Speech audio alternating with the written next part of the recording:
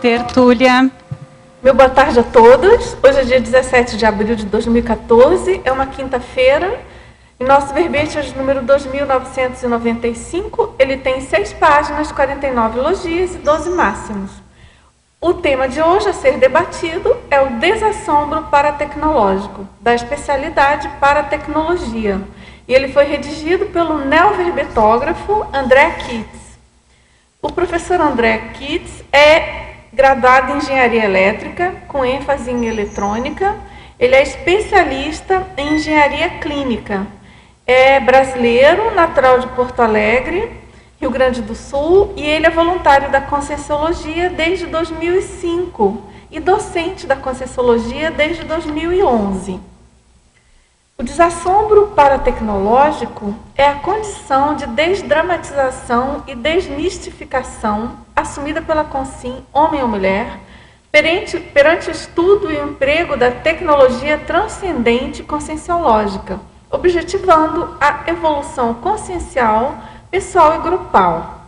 Na pensenologia, o holopensene pessoal do desassombro cosmoético. O choque holopensênico sofrido pela conjurel ressomada, reintegrada, associem contemporânea. O empenho pelo carregamento da autopensenização no PEN. A agilização pensênica a partir da implantação de hábitos intelectuais. Na fatologia, a desdramatização da tecnologia. O destemor no uso de técnicas conscienciológicas, a baixa autoestima intelectual gerando a tecnofobia. A dependência humana à tecnologia desde as mais antigas civilizações pré-históricas. O uso diário, crescente e onipresente da tecnologia moderna por praticamente todas as consciências na era da aceleração da história. O descondicionamento conquistado com método. A coragem consciencial usada com discernimento, promovendo a ousadia lúcida e sadia. A paciência no aprendizado da utilização otimizada de instrumentos e do próprio soma. A soltura mental somática favorecendo o discernimento interassistencial. O conscienciocentrismo nas abordagens técnicas. E aqui a gente chama a atenção que essa fatologia tem 25 linhas, o que configura aí um máximo para o verbete.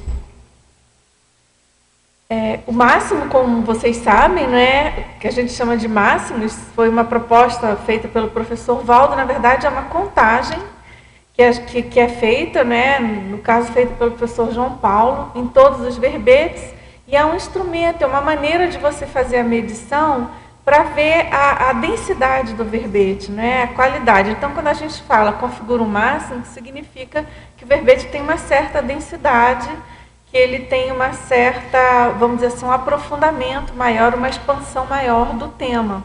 Então, a partir de 20 linhas, por exemplo, se considera máximo aqui na fatologia. Bom, na parafatologia, o parafatos na vida extrafísica ou multidimensional, poder haver paratécnicas de consenso para tudo. A importância da paratecnologia para todas as consciências pré-serenonas interessadas na evolução consciencial. A evolução dos procedimentos técnicos na prática da TENEPS. A necessidade do domínio da paratecnologia de alto nível pelo amparador extrafísico. A promoção do desassédio técnico. Agora aqui na argumentologia, a gente chama atenção para uma tabela, né? No item tabelologia, o verbetógrafo propõe 16 cotejos, indicadores das condições do desassombro e do assombro paratecnológico.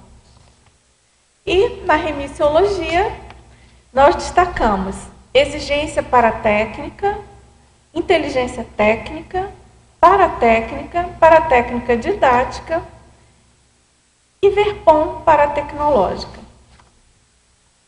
E na frase enfática, a manutenção do holopensene do desassombro paratecnológico possibilita ao intermissivista lúcido atuar com predominância mental somática, contribuindo para a max proexis grupal.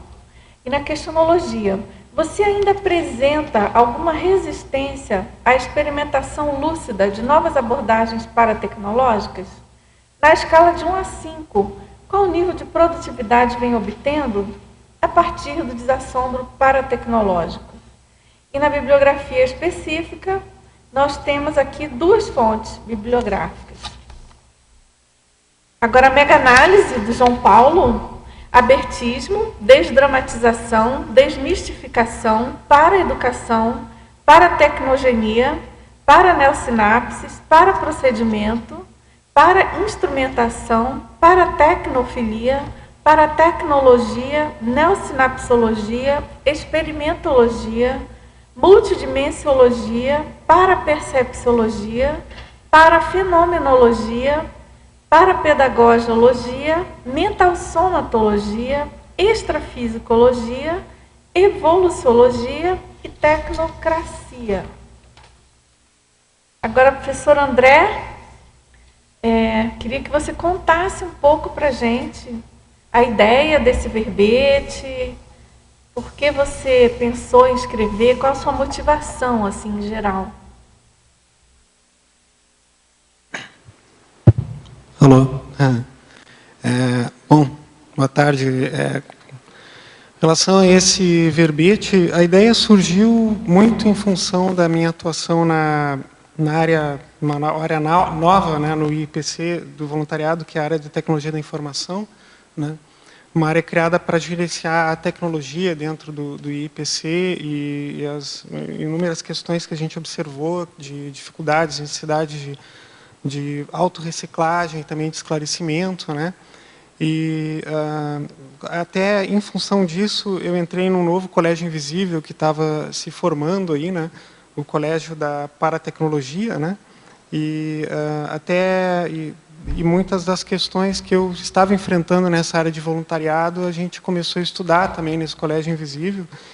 E foi até no âmbito desse colégio aí que surgiu a ideia do tema, do verbete, e a pesquisa foi desenvolvida e o verbete surgiu, né? Uhum. Essa questão da tecnologia, né, nas instituições conscienciocêntricas, das pessoas mais especialistas, eu acho que é um problema meio que genérico, né? A gente tem poucos voluntários disponíveis em geral. Claro que tem pessoas super dedicadas. Aqui no Tertuliário é um exemplo, né? Que a gente tem os voluntários que cuidam da transmissão e outras coisas aí, em geral, das tertúlias. Mas é uma área que tem uma demanda muito forte, né? Até pensando na expansão da conscienciologia, né? Você pensa que o colégio em si ele pode ajudar nessa conscientização? Na realidade, a paratecnologia é algo muito mais amplo que a tecnologia em si. Claro, claro. Mas a gente começa a mexer na parte intrafísica da tecnologia, para levantar, né? Que cada vez mais se torna necessária na medida em que as instituições crescem, né? E começa a ver que há uma série de problemas que não são tecnológicos, né?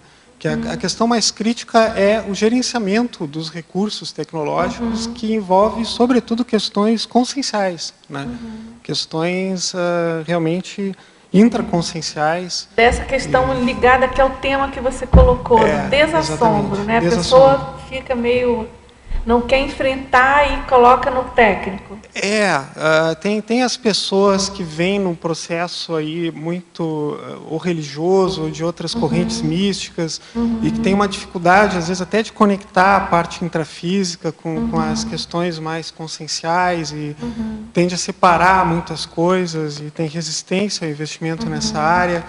Já tem o outro lado das pessoas que são muito tecnofílicas, no sentido aí um pouco mais, né, de apego exagerado à questão técnica intrafísica, né, e que tem a dificuldade já de ver a visão de conjunto em termos mais conscienciais, multidimensionais, né. E tudo é assombro, né? Tudo está ligado a processos do passado aí, né? De uma série de processos dogmáticos e repressivos, etc. Então, me parece que o desassombro começou cada vez mais a me parecer que era uma questão crítica aí para... né? Sem dúvida, eu acho interessantíssimo, bem importante esse tema, porque eu penso que vocês devem discutir bastante, né, no grupo de pesquisas, enfim. Porque sem isso, como a pessoa vai aproveitar, tirar partido, a começar das paratécnicas conscienciológicas, né? E se a pessoa não consegue nem enfrentar uma tecnologia intrafísica disponível aí para todos, né? Que a maioria já foi desenvolvida mesmo para o usuário se virar, né? Como é que a pessoa vai enfrentar a paratecnologia aí multidimensional, né? E utilizar essas pesquisas todas conscienciológicas, a autopesquisa, a própria questão multidimensional e parapsíquica de uma forma mais técnica, com racionalidade, mental somática, né? Então, tem várias correntes aí que geram diferentes tipos de assombro tecnológico, mas eu noto que todas elas têm raízes com muita coisa em comum, né? Do nosso passado aí, multiexistencial e etc. Né? Você considera assim, uma falta de neofilia, de abertismo? Esse verbete tem muito a ver com neofilia, com abertismo, racionalidade, né? A questão da ênfase mental somática, né? E uma coisa que me ocorreu agora, com essa questão da longevidade, né?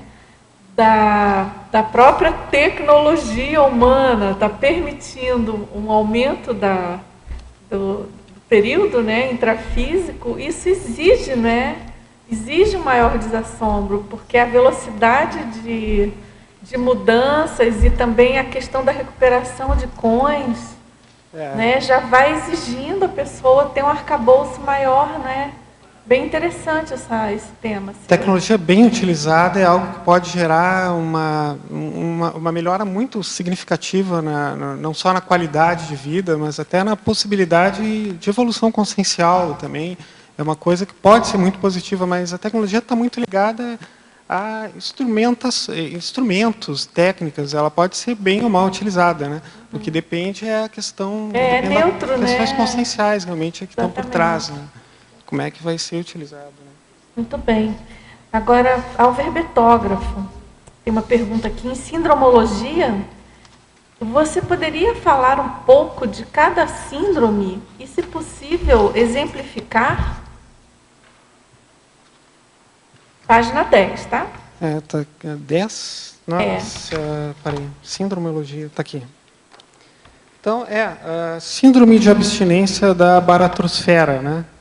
Isso até eu achei que iam perguntar mesmo, né? Mas bom, enfim, como eu falei, aprender, para começar, a própria tecnologia contemporânea já gera para a gente poder acompanhar, mesmo quem trabalha na área, né?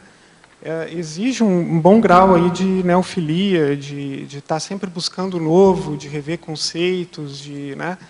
Isso exige buscar o novo, né? E esse processo de síndrome de abstinência da baratrosfera está muito ligado à resistência à mudança, né? A saudade do passado, um passado que não era muito bom, que tinha uma série de problemas, mas que eventualmente que a gente já estava habituado, que a gente pode se acomodar nesse passado ao invés de ter que reciclar. Então tem muito esse processo aí de síndrome de abstinência da baratrosfera. O que é baratrosfera, né? Então, a definição acho que surgiu no Reurbanizato, se não me engano, né, que o professor Valdo falou, não me lembro bem. Mas, Homo sapiens de Reurbanizato. Enfim, vem de baratros, né, do grego, que abismos, são abismos espirituais, ou digamos assim, para falar numa linguagem. Mas são ambientes holopensênicos, né, ambientes extremamente patológicos, no sentido da pensanidade, das energias. E, digamos assim, são ambientes que predominaram durante muito tempo no planeta e que nós todos estamos necessariamente familiarizados, tem muita relação com o nosso passado, né? E se a gente... tem verbete, né? Tem, o síndrome da abstinência da baratrosfera. Tem. E a questão... Da baratrosfera também. E esse processo está muito ligado, a questão da resistência ao novo, né?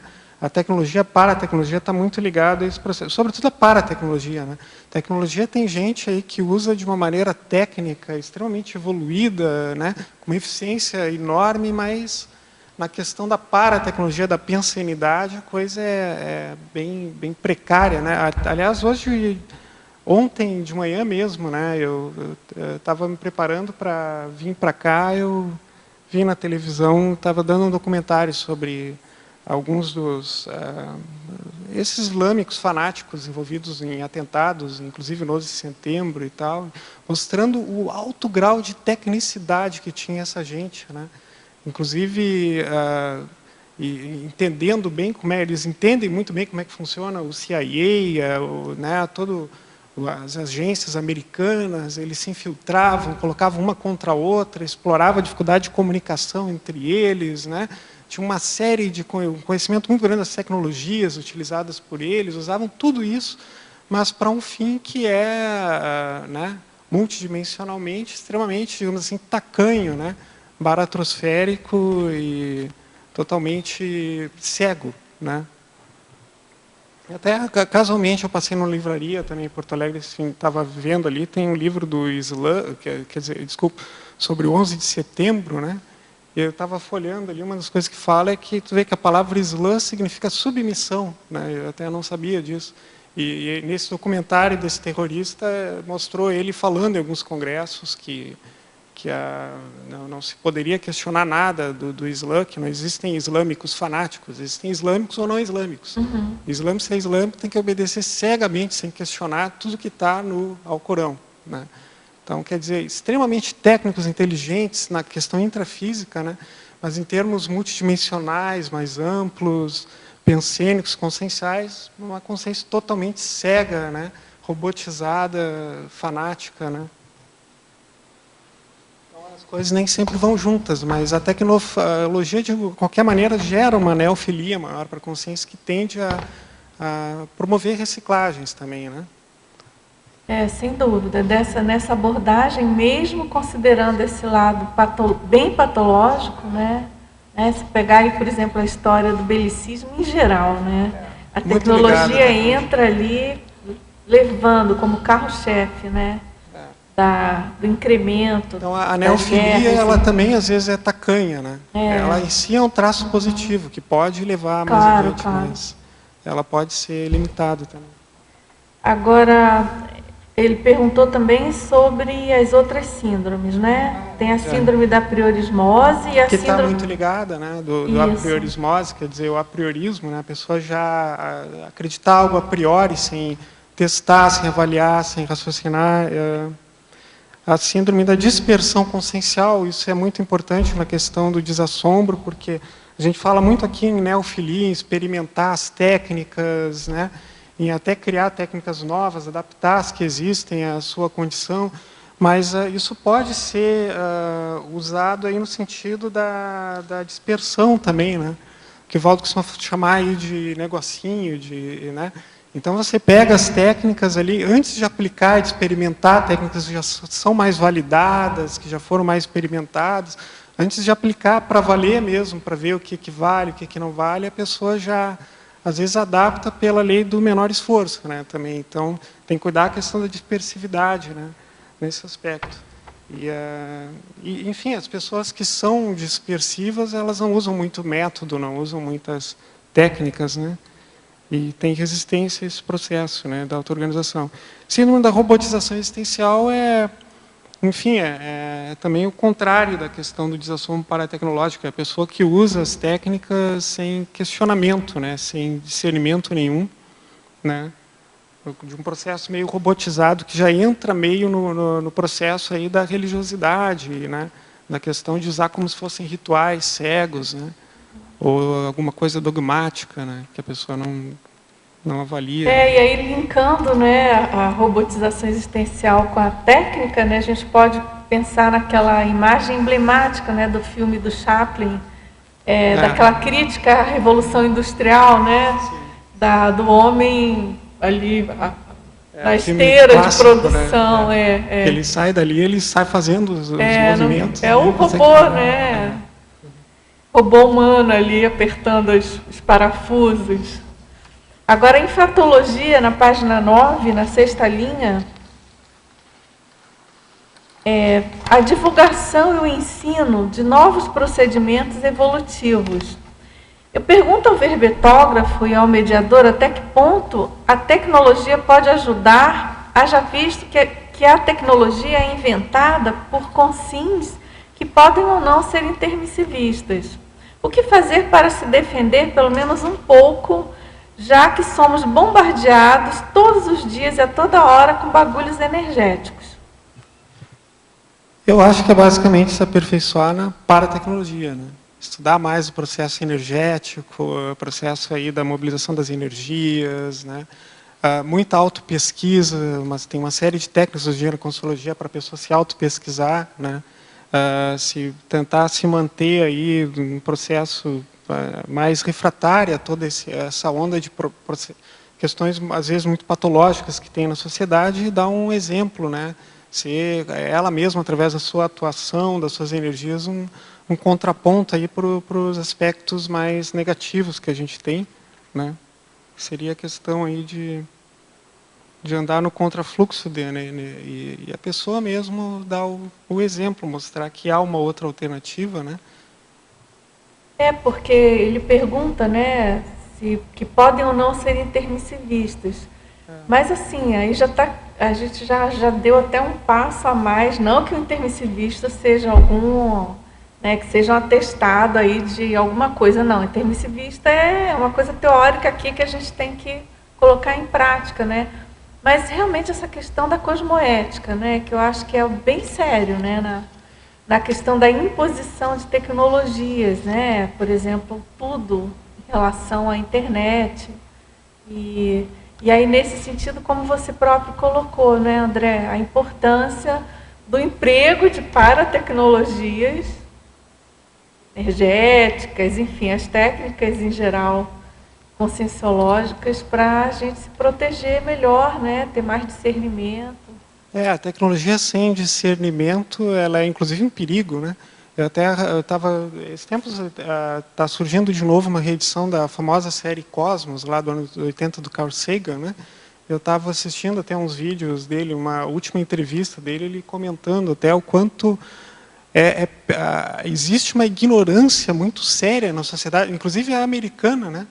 A ignorância que existe com relação à tecnologia. A percentagem de pessoas que ainda acreditam no criacionismo, lá, por exemplo, que mal sabe que a Terra gira em torno do Sol, e numa fase em que a gente já tem uma tecnologia do nível que tem hoje, né? Tu ter uma população tão grande e totalmente ignorante, e no momento que a nossa dependência da tecnologia para a nossa própria sobrevivência como espécie do planeta aumenta, né? Passa a ser muito perigoso as pessoas, tu tem um número muito grande de pessoas que realmente não tem noção, às vezes nem quer saber de tecnologia. Mas isso aí entra muito a questão das pessoas que ainda têm aquele... Passo religioso. A questão religiosa, ainda quer viver como se vivia lá antigamente, em séculos atrás. Como a pessoa se sente confortável, né? Ela está acostumada com aquela realidade mais de agricultura, de processo totalmente sem tecnologia. É engraçado, até figuras recentes, que a gente chama de Consréu, né, e tal, o próprio Hitler, o Pol Pot, ele sempre tinha essa questão de voltar para o passado, para a agricultura. É engraçado isso. Mas, ao mesmo tempo, são pessoas que, às vezes, usam bem da tecnologia. Quer dizer, bem usam mal, de maneira né? eficiente. Bem mal. Então, mas realmente, tecnologia sem discernimento, sem a questão consciencial por trás, ela é não só um perigo para a própria pessoa que utiliza, como para a nossa sociedade em geral, né?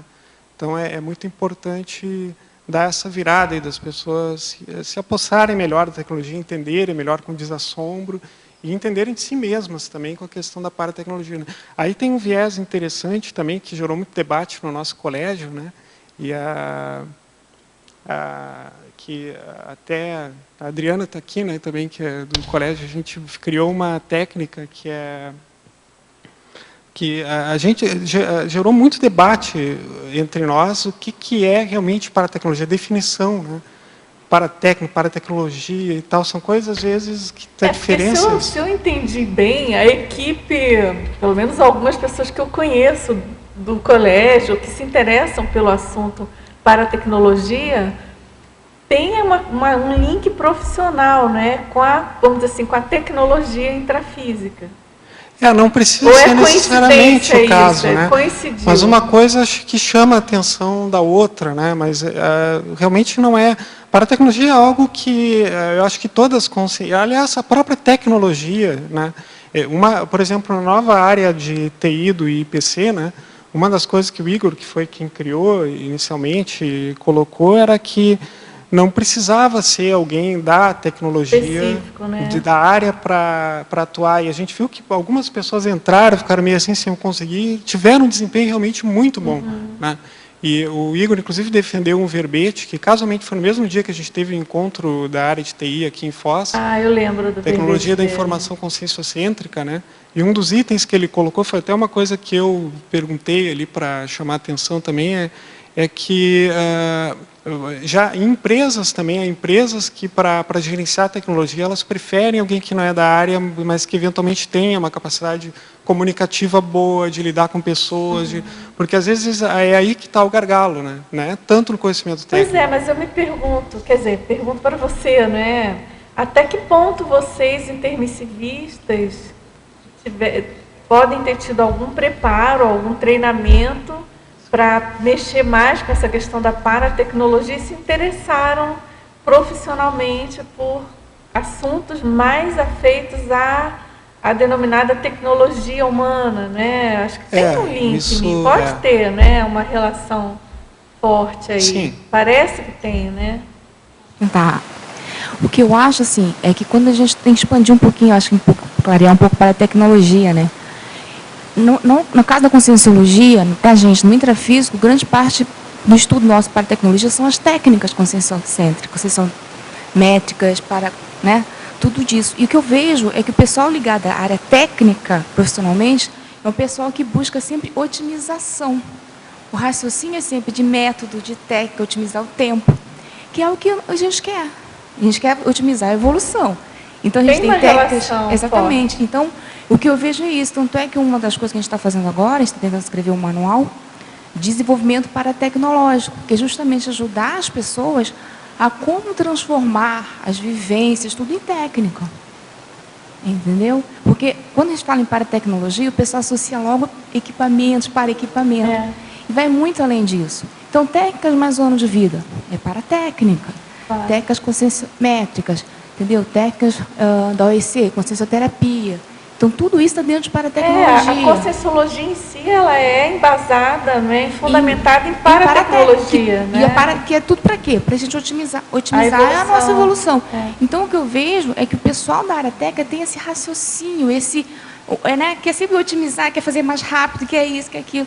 Então, eu acho que ajuda nisso, o modo de pensar. Entendeu? Mas se você for ver os estudos nossos do Colégio Visível, não tem nada a ver com isso de que a gente estuda, sim, né? Exatamente. Agora acho que você clareou, né? A questão do modus operandi. Isso. E mais do que isso, até como vocês pensam mesmo, né? E aí isso se traduz super bem na questão de debulhar, né, a paratecnologia conscienciológica. Vocês devem ter aí mais dificuldade, mais facilidade para clarear as dificuldades que outras pessoas possam ter, né? Na própria ideia da questão da área de tecnologia da informação no IPC teve muito esse processo, né, inicialmente, e essa questão de ser um processo pensênico, né? Isso também o Igor chegou a mencionar alguma coisa no verbete dele, e os próprios equipamentos, né, intrafísicos e extrafísicos, eles na realidade eles representam algoritmos, procedimentos, técnicas, né, que foram concebidas, né, e que é apenas uma questão de materializar e automatizar, né, um processo que basicamente ele começou pensênico, né. Então a forma de pensenizar realmente é que é o mais sério, né, da paratecnologia. E tem um outro viés aí que também a gente discutiu muito, é se a paratecnologia não poderia ser anticosmoética também.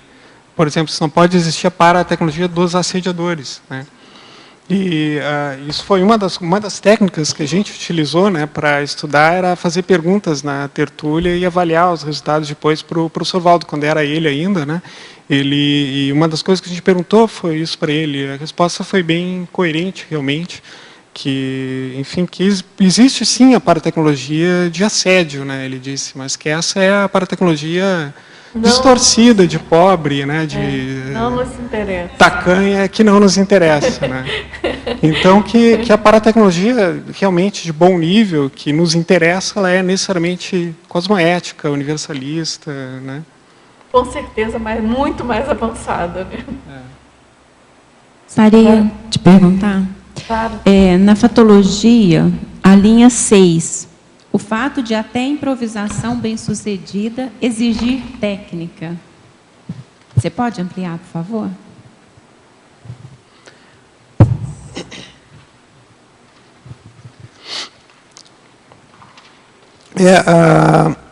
É que, assim, se for estudar até a origem da palavra técnica, né, ela está ligada ao modo de fazer alguma coisa, né, ao procedimento, como fazer, como executar alguma determinada coisa, como aplicar, né. E ela em si, a técnica, ela não precisa nem ser algo descrito, algo muito estudado, né, é simplesmente uma habilidade de fazer alguma coisa, né. Uma pessoa tem uma habilidade de fazer qualquer coisa, ela tem uma técnica, mesmo que ela nem tenha muita consciência como é que ela faz aquela determinada coisa, né? O que nos interessa mais é a questão da técnica mais científica, né? Aquela que a gente estuda, aquela que a gente tem validação, tem experimentação, que tu coloca hipóteses, que tu pode evoluir através da avaliação dos resultados, né? Mas tudo é técnica, né? E mesmo a pessoa, por exemplo, você vê um jogador de futebol ou algum artista fazendo algum determinado malabarismo, né? Aquilo parece extremamente fácil, né? E eventualmente ele até faz certas improvisações ali que, mas como é que ele consegue e tal? Mas atrás daquilo houve muito treinamento, né? Geralmente, né?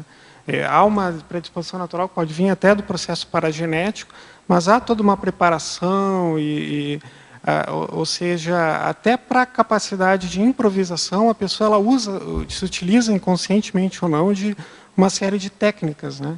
Há sempre esse processo do saber fazer, né?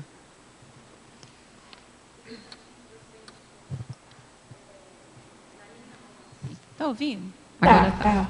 Na linha 11, você falou da eliminação de melindres. Você tem alguma técnica, alguma paratécnica para ajudar a gente? Porque a gente percebe que tem pessoa que é só melindres, né? Você fala alguma coisa. Ainda na fatologia. Pois é, sabe que isso é um assunto que eu estou estudando também, e realmente tem muito a ver com desassombro, né? E a Consologia tem uma série de técnicas que ajudam, né? Já começa pelos cursos, né? Pelo ICP1, os cursos que a pessoa recebe algum feedback, que tem interação, né? Ela participar de debates, depois ser docente, é um grande processo para eliminar melindres, o próprio processo de preparação, os feedbacks que a pessoa recebe, né? Vim aqui apresentar um verbete, todo esse processo. Então, a autoexposição eu acho que ajuda bastante, né? E há pouco saiu um livro novo aí que eu estava lendo, que me interessou, me achei tão interessante, que é sobre o processo de feedback, né? O título, eu não me lembrar o autor agora, né? Mas era um livro que eu pensei, seria bom se eu tivesse lido melhor e, né? Eventualmente até dava mais ideias para o verbete, mas já tinha passado o tempo aí, né? O título é Thanks for the Feedback, né, em inglês, obrigado pelo feedback.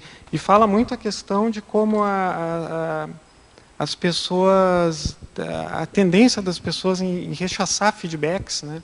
E a dificuldade que as pessoas às vezes têm também de dar feedbacks para as pessoas, de falar, de mostrar certas dicas, com medo da reação negativa do outro, né?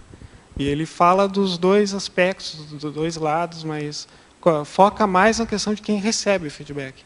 O quanto é importante receber feedback, quanto a pessoa evolui, quanto ela pode ter duas abordagens, né? De autodefesa, a autodefesa do ego, né? Tentando rechaçar ou achando subterfúgios, ou simplesmente agradecer o feedback e avaliar, né? Se faz sentido ou se não faz, né? E aí ele entra em vários tipos de mecanismos de autodefesa e tal, é bem interessante. Mas acho que é por aí, né? Autoexposição, aceitar feedbacks, aprender a dar feedback também, não tem melindre com relação a isso, e aproveitar toda essa estrutura, todos esses cursos, as técnicas que a Conscienciologia também oferece, né? Que ajuda. Tudo bem? Posso perguntar? André? Na fatologia, a penúltima linha, antepenúltima linha, você fala da descompensação psicossomática, né? Eu sou da área de informática também, estou fazendo doutorado em computação. Antepenúltima linha. E eu vejo que, por um lado, o teu verbete ele quer trazer assim, que a paratecnologia, mas vamos trazer para a área da tecnologia, ela já ajuda muito, mas, por um lado, o pessoal da área técnica ele é muito descompensado emocionalmente. Então, aí você gera uma barreira que, por um lado, a pessoa é muito inteligente e tem várias técnicas para otimizar formas de autopesquisa, mas, por outro lado, você gera uma barreira porque você não consegue conversar com a pessoa do teu lado. Então, como é que você analisa essa questão aí? Exatamente. Como a gente já comentou um pouco, que até comentei que o verbete do Igor, né, que ele tinha a questão do ermitão, né, a figura do... entra aqui a questão da mitologia também, o mito do professor Pardal, aquele ser tecnológico que é um pouco exótico e que tem dificuldade de interação, de se comunicar, né? Então, isso é muito comum aí na SUSIM, né? E cai na tecnofilia, aí no sentido mais patológico, né? Deixa eu perguntar uma coisa. Eu estava pensando aqui, refletindo, não tenho ainda nenhuma ideia concluída, mas sobre a tecnofilia. Tem como a gente desenvolver realmente a tecnofilia sem parapsiquismo? A tecnofilia, acho que tem. A intrafísica, né? Mas ela vai até onde? Isso que eu queria pensar mais. É que tá. A tecnologia sem discernimento, né? Ela é como se fosse um motorista dirigindo um veículo, mas completamente cego, né? Sem saber por onde vai. Pode até saber dirigir, conhecer tudo sobre o veículo, mas não sabe o que fazer, como dirigir, como direcionar, sem cosmoética, sem discernimento. É um risco, né, muito grande. E aí, para essas pessoas que têm descompensação psicossomática, que têm dificuldade de comunicação na tecnologia, o voluntariado conscienciológico é algo também muito positivo, né? E muitas vezes a área para a pessoa atuar nem é a tecnologia, né? Às vezes o ideal é que ela vá para uma área onde ela use os seus trafores, mas que também vai ter autoenfrentamento também em algumas coisas. Ou é na área de tecnologia, mas tem que cuidar para a pessoa não cair, né, num hábito de tentar ser a pessoa que vai trabalhar baixando a cabeça e fazendo só coisas. E até porque na área de TI do IPC isso é quase um estigma, né, que a nossa área tem tentado quebrar, né, que começou o trabalho lá com o Igor. A gente tem tentado eliminar esse estigma, porque até o gerenciamento da tecnologia, a gente está tentando sair só da parte operacional, né, e ir mais para o gerenciamento, o que envolve direto a interação humana, basicamente, né? Entender as pessoas, como é que elas usam a tecnologia, o que é necessário realmente, né? E aí tem uma série de questões que a gente tem que trabalhar, tanto as pessoas que têm dificuldade, aversão com a tecnologia, né, como as que gostam muito no sentido dessa tecnofilia mais da pessoa que não se comunica bem, que está muito focada só na tecnologia, que muitas vezes ela quer fazer uma série de coisas porque ela gosta da tecnologia, etc., mas que não é o adequado ali para o momento, para a situação, ou que faz e vira um elefante branco porque a pessoa não cuidou da manutenção, do gerenciamento, de informar, de treinar as pessoas, de esclarecer, né? Então, a parte comunicativa, às vezes, termina sendo mais importante do que o conhecimento técnico propriamente. E o conhecimento técnico se adquire o que é necessário, né? A pessoa busca treinamento, ela mesmo não sendo da área, né? Isso não é a questão mais séria, né? Mas, dentro da área de tecnologia, isso pode ser também uma oportunidade para algumas pessoas buscarem reciclagem, né, dessas questões.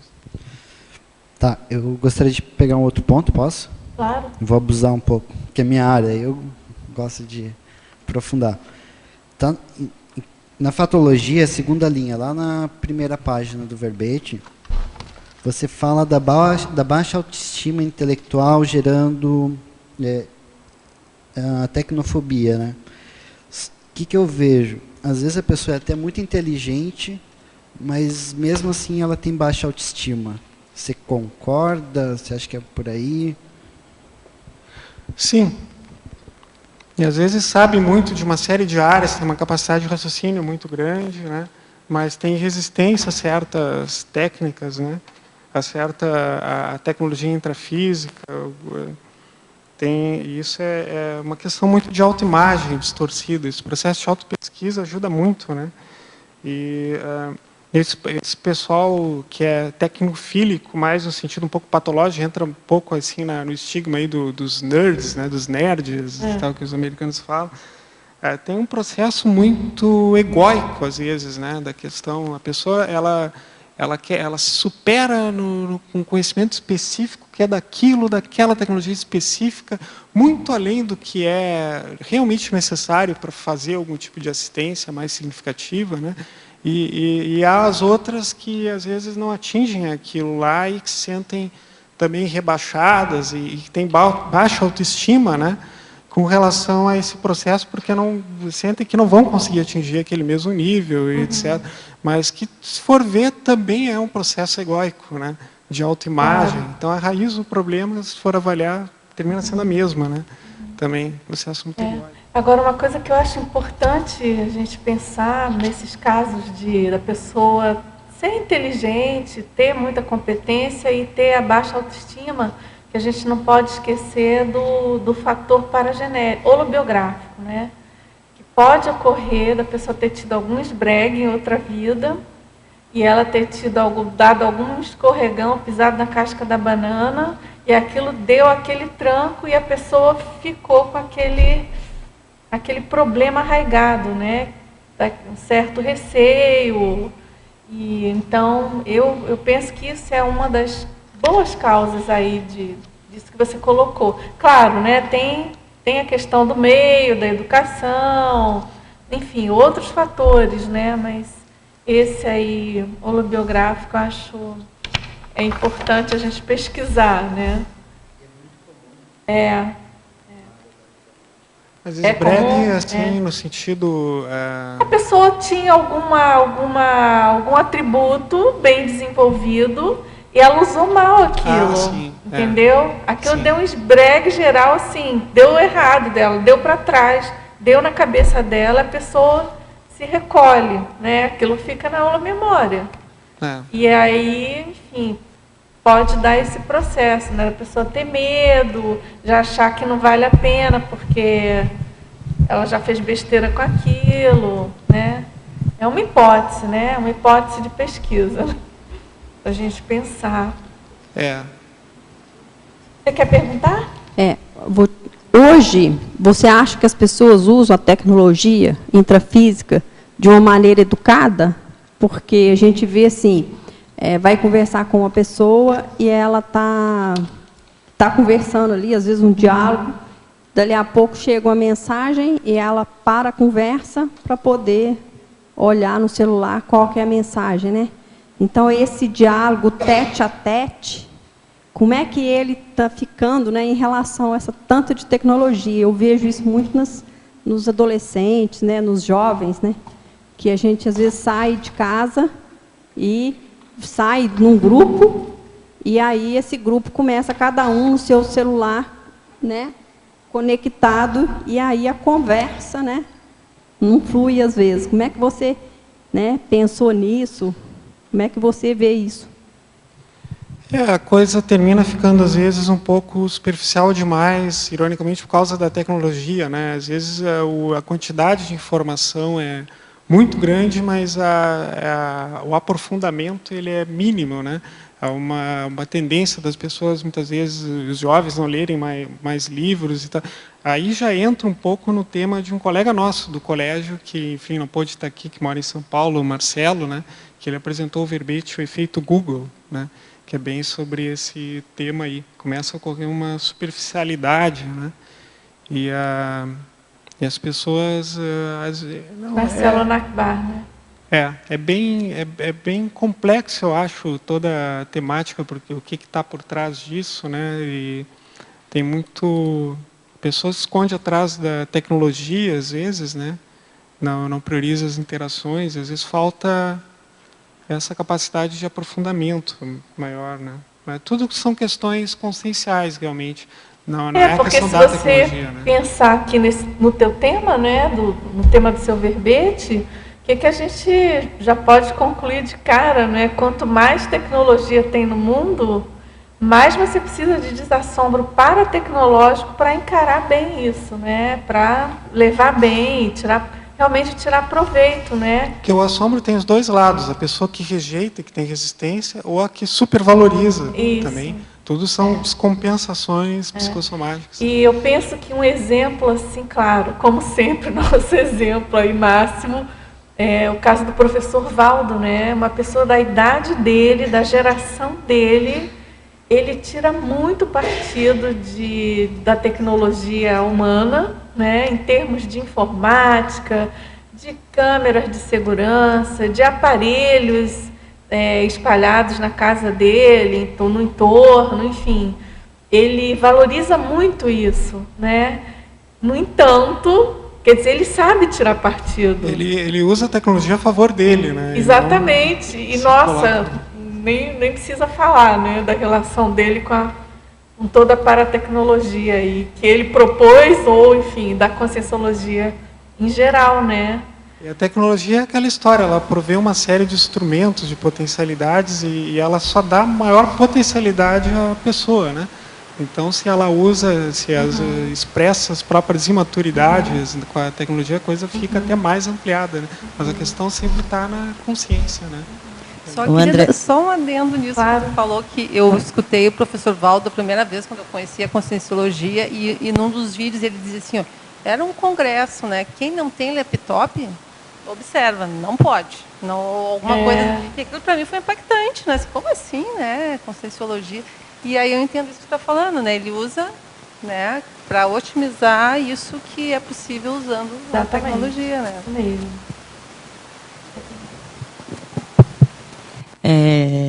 Aqui você fala em fatologia, desdramatização da tecnologia. Eu só vinha conhecer, quer dizer, manusear um computador assim que eu conheci a conscienciologia.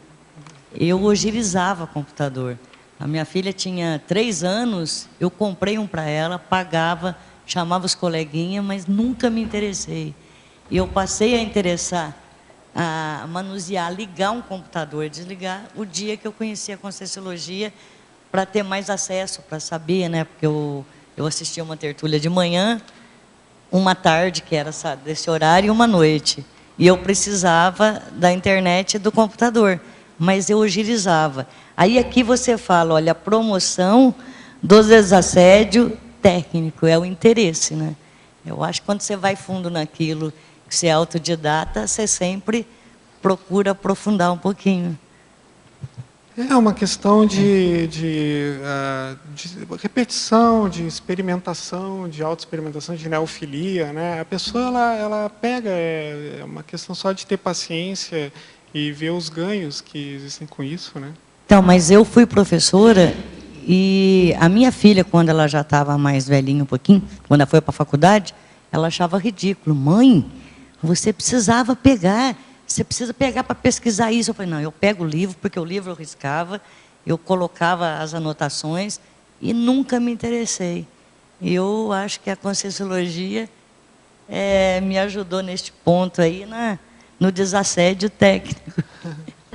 Interessante. Agora, André, tem uma pergunta.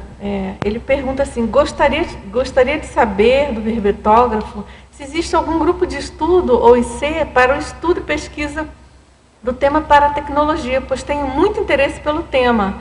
Esse teletertuliano é de Piranguinho, Minas Gerais. Dá as dicas aí, específicas.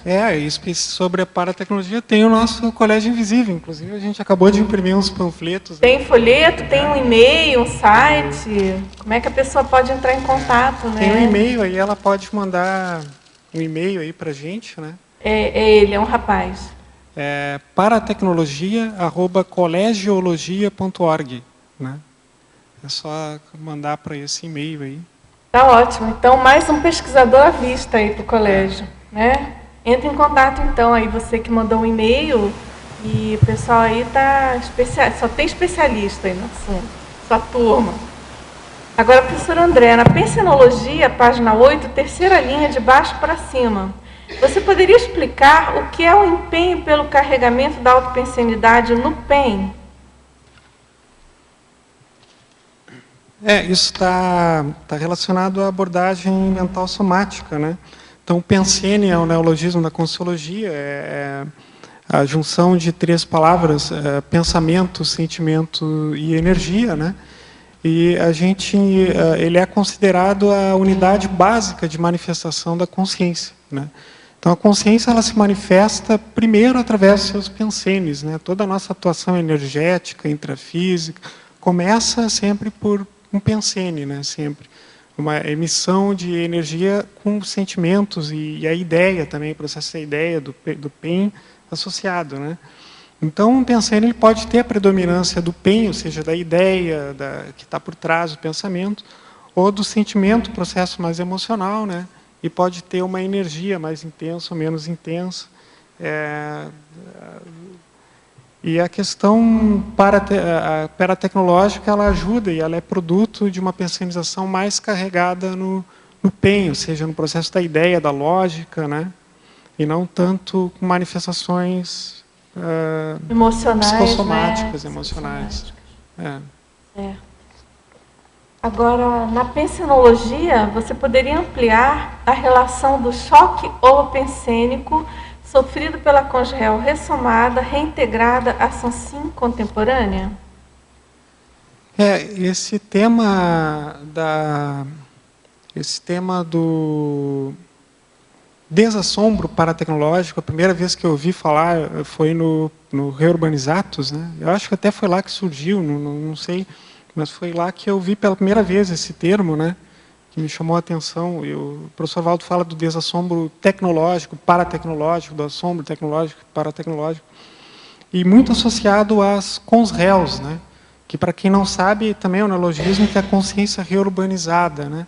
São consciências que, desse processo de renovação, né, que tem surgido no planeta aí, de renovação pensênica, extrafísica, ocorre muito enfim, até eu estava lendo até no voo para cá um livro que fala sobre o processo da tecnologia nesse sentido, né? É um livro muito bom, recente, agora 2011, o título em inglês é Race Against Machine, né? É Corrida contra as Máquinas. Fala de como o processo tecnológico, que tem ocorrido um processo de diminuição da renda média da população nos Estados Unidos e o nível de empregos de adultos empregados tem caído, além do que as crises econômicas podem explicar. Existem várias teorias, né, sobre isso. O que o autor coloca são várias evidências que isso tem muito a ver com a tecnologia, né? Que a tecnologia, muita gente quer, os americanos estão carecendo de maior inovação para gerar emprego, etc. Mas o autor mostra uma série de dados de que, ao contrário, que a inovação está indo muito rápido e uma parcela significativa da população não está conseguindo acompanhar, está perdendo a corrida para as máquinas, né? Sendo substituído, não tendo condições de se encaixar nessa nova economia com tecnologia mais avançada, e está se criando um bolsão de desempregados, de pessoas que não têm perspectiva de emprego a curto e médio prazo. O autor ele é bem otimista, ele diz que isso pode ser muito positivo, que é uma crise de crescimento, que a tecnologia pode trazer muitos benefícios, desde que bem gerenciada, né? E o processo das reurbanizações, que comecei a fazer em relação, que o professor Valdo mostra no Reurbanizados, isso é muito semelhante, só que é muito mais amplo, né? É a questão consciencial. É o planeta todo evoluindo em termos pensênicos, cosmoéticos, criando instituições, né? Tendo uma perspectiva mais universalista, uma integração maior dos diversos países. e um bolsão enorme de pessoas, de consciências, que às vezes, por um motivo ou outro, não conseguem acompanhar, vão ficando excluídos, né? Caem em bolsões patológicos, que é preciso todo um trabalho, até de melhoria intrafísica, para poder tentar reintegrar essas pessoas, para elas poderem ressomar e ter a assistência e o amparo necessário para se reintegrar, né? Só que isso, infelizmente, a pessoa vem com uma série de coisas bem antigas, condicionamentos, de toda uma sociedade bem mais primitiva, e isso vai gerar um choque holopensênico, né? Ela chegando aqui com todo esse processo mais avançado, as instituições não só de tecnologia, mas de valores, etc., né? E aí entra muito a questão do assombro, né? Tecnológico e paratecnológico, a resistência da pessoa por esse apego a algo do passado, né? E aí entra muito o papel da assistência, né? Das pessoas que já estão no nível maior de lucidez, que eventualmente tiveram a oportunidade de um curso intermissivo, de dar o exemplo, de dar o amparo, de atuar da maneira mais paradidática possível, né? Para ajudar nesse processo de reintegração, né? A uma nova realidade, né? De renovação pensênica. Você quer perguntar, Adriana? Você acha que é necessário um desassombro tecnológico para se chegar a um desassombro paratecnológico? É possível ter um sem o outro, paratecnológico sem um tecnológico? Sabe, era uma questão até interessante de aprofundar mais, né? Bem interessante, mas eu acho que não. Eu acho que uma coisa está muito intimamente relacionada à outra, né? Na verdade, eu acho que é possível ter desassombro tecnológico sem o desassombro paratecnológico, felizmente, né?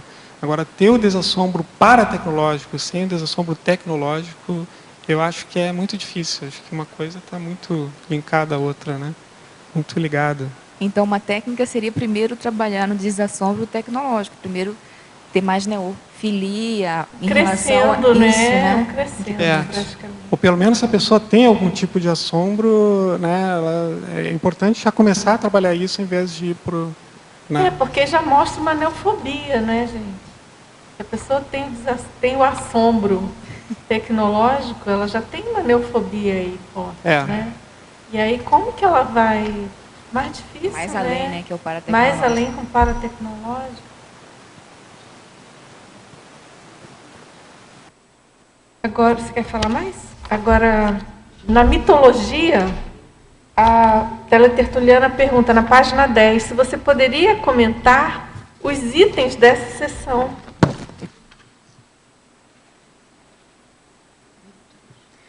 A mitologia, né? Então, assombro tem muito a ver com a questão da mitologia. Então, a desmitificação da paratecnologia. Então, a eliminação de mitos, né? De crenças, de entender que a paratecnologia é algo que é para ser experimentado, para ser avaliado, para dar resultados e para ser usada de uma forma racional, né? Não através de mitos, né? Religiosos ou místicos, ou seja lá o que for, e até as técnicas conscienciológicas podem ser tratadas como se fosse um mito, né? A pessoa ouve que alguém falou, o Epicom, o Valdo, e não sei o quê, não entende, não tenta entender, mas não, sabe, fica uma coisa fixa. Ou então a pessoa entra naquela onda, isso não é para mim, eu não dou conta, e aí mitifica todo o processo. Também, né? O mito pode ser no sentido de evitar, né? Não, mas muito difícil, é impossível, não sei o quê.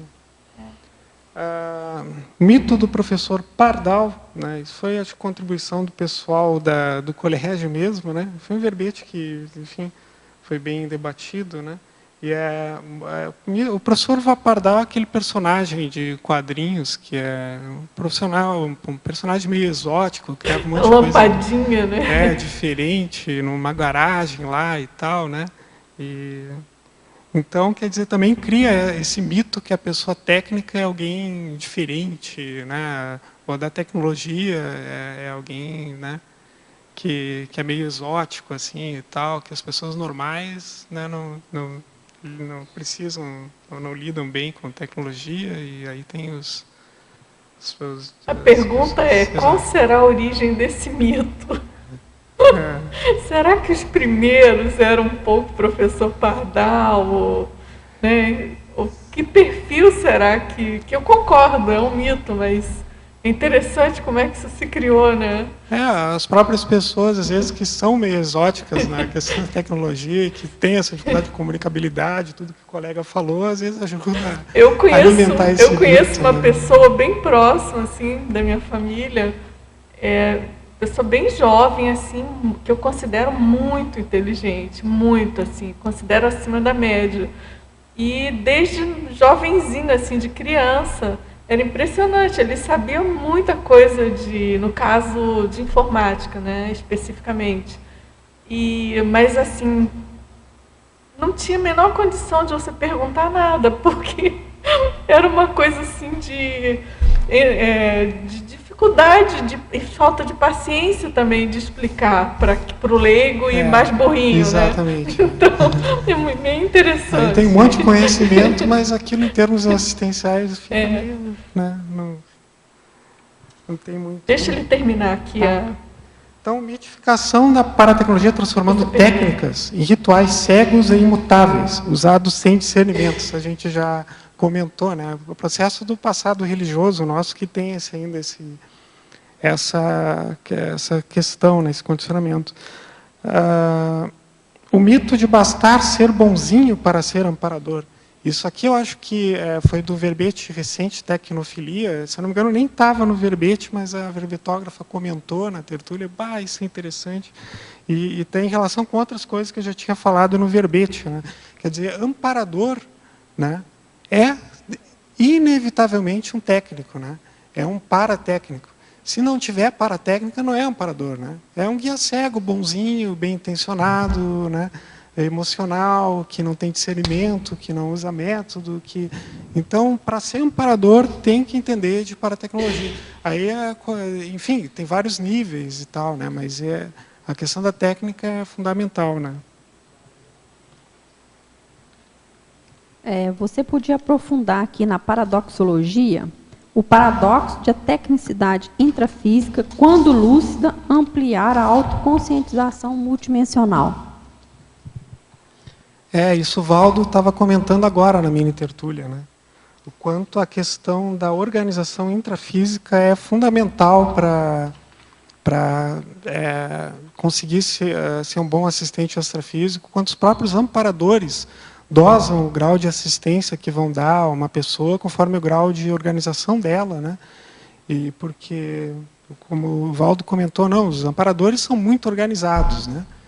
E eles são muito mais organizados que as pessoas em geral, e eles não vão investir muito em quem é desorganizado, né? Fazer o verbete, né? Bem atual, né?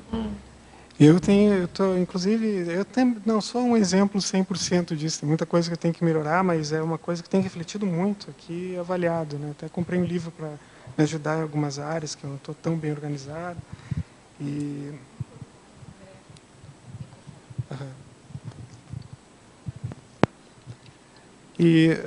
Onde é que estava aqui mesmo? Acho que já foi, né? Ok. Agora você quer perguntar? O paradoxo de ampliar a autoconsciência. E quanto mais tu tiver organizado em termos intrafísicos, né, mais a gente não vai precisar se preocupar com o intrafísico, mais vai deixar de ter surpresas ou de contratempos, e aí vai poder se organizar mais para cuidar do extrafísico, né? Então, é aquele conceito de conscienciofilia que eu coloquei aqui no verbete, professor Valdo, qual a percentagem do tempo no dia a dia que a gente consegue dedicar a questões extrafísicas, ao trabalho com energias, para percepções, envolve muito estar bem organizado intrafisicamente.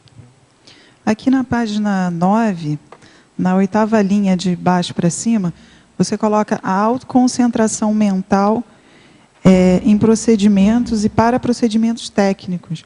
Hoje, na mini tertúlia, o professor Valdo comentou, né, como é que ele tem essa questão de se concentrar fortemente e fazer um desaparecimento extrafísico, ou se concentrar fortemente e fazer a projeção. Qual foi a abordagem que você quis dar aqui nessa questão da concentração e dos procedimentos técnicos? Foi exatamente essa. Quer dizer, para aplicar técnicas é preciso muita concentração, né? Senão, inclusive, sobretudo quando se está aprendendo, né? Iniciando, no início, exige muita concentração. Então a pessoa aplica, não funcionou. Mas por que não funcionou? Será que teve realmente a dedicação, a concentração? E é interessante que tem técnicas também para a pessoa atingir maior concentração mental, né? Porque senão as pessoas que são desconcentradas ficam desamparadas, aí não vão conseguir chegar no procedimento. Entra no uróboro, né? Exatamente. Uma bem boa que o Valdo recomenda muito é o Laboratório da Imobilidade Física, né? Aqui. Bem interessante. Uma outra questão aqui, na primeira página, página 8, em estrangeirismologia, na primeira linha, o autoquestionamento urbe et orbi. Qual é a relação desse questionamento com o desassombro paratecnológico? É justamente a questão do descondicionamento, né, da pessoa questionar, usar a racionalidade, né? Ou seja, ser uma pessoa técnica que usa bem procedimentos, mas de uma maneira lúcida, né? Questionando, sabendo analisando os resultados, a aplicação, a adequação, né, dos procedimentos, das técnicas para o contexto, para a finalidade que se quer dar, né? Exige muito esse questionamento, né? Tá sempre ter essa postura mais científica, né? De constante questionamento. Tudo bem? Quer perguntar?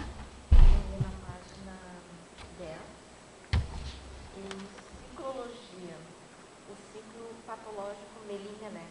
Gostaria que tu falasse um pouquinho mais sobre essa... Tá ligado?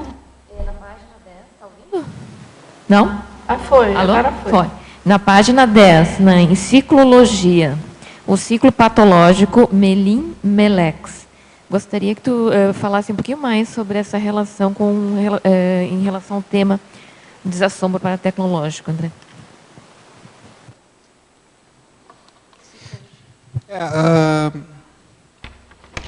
A questão da Melin, né, é a melancolia intrafísica, né? Então está muito relacionada à pessoa que ela não, digamos assim, não se dedicou àquilo que ela veio fazer na vida intrafísica. Então ela tinha uma série de questões importantes para ela, em termos de reciclagens, né, de evolutivas, de resolver gargalos, coisas que às vezes prendem ela já às vezes há muitas vidas, né? E quando ela não faz isso, vai dando uma sensação de que ela está perdendo tempo, que ela está perdendo a vida intrafísica, que ela, né, eventualmente está tudo bem em termos intrafísicos para ela, mas vai gerando essa melancolia que a gente chama de Melin, melancolia intrafísica, e que é um prenúncio para uma condição ainda muito mais séria, que é a Melex, a melancolia extrafísica, né? E que pode facilitar a pessoa ter novas melins também. É uma condição que tem que ser...